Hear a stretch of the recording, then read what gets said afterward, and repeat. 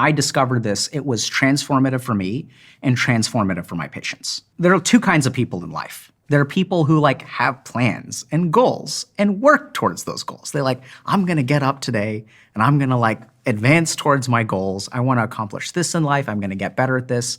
And then there are the rest of us who are like, I don't know how these people do it. I get up today and I struggle. I use a lot of willpower. I try to create habits. I'm trying to be like these people who are productive. But my default state, if you let me do what I want to do, I'm going to do nothing. Now, we look at this and we're like, how does this work? Are these people fundamentally different? So trauma is the big difference here. So let's understand, when we're developing as children, if we grow up in a traumatic environment, what will happen is there's actually something called the loss of the future dimension.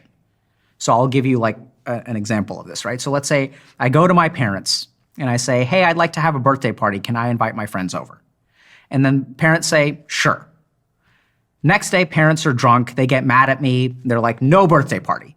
So what will happen if you look at traumatic upbringing is that children can't plan for the future. Any kind of autonomy that they express, an abusive parent will shut it down. And this is highly controlling parents too. We see this so much in Asian and South Asian cultures where parents are like, you gotta do this and you gotta do this, no drugs, no dating, you're gonna study, you're gonna learn piano. So what we're actually doing, this is we see so many gifted kids that stall later in life because in these upbringings, we remove the ability for autonomy. When a child tries to express themselves, we shut it down. The second thing that happens is trauma is about surviving today. So I was working with a patient who, would be able to tell within the first 60 seconds to 5 minutes when their dad got home whether they were gonna get beaten today. And so when people grow up in traumatic environments, and it doesn't have to be physical abuse, it can be highly controlling. It can be even children who are parentified is kind of traumatic, where you have a parent who's very chronically ill and is depending on the kid to take care of everything. That's traumatic too. Because then what happens is your brain looks at your day and there's no point in planning for tomorrow. All of your brain's resources are about surviving today. How do I not get abused? How do I make sure that my parents don't notice me? Children who grow up in traumatic environments learn to be invisible.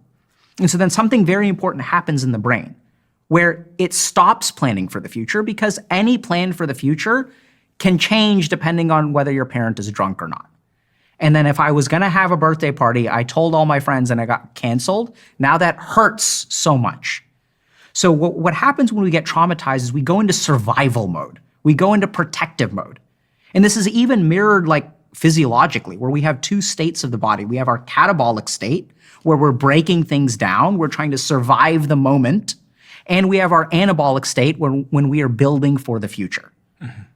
So when I encounter a tiger and I get a burst of cortisol, cortisol breaks down my muscle tissue to provide me with enough energy to survive. We are sacrificing the future to plan to survive the present.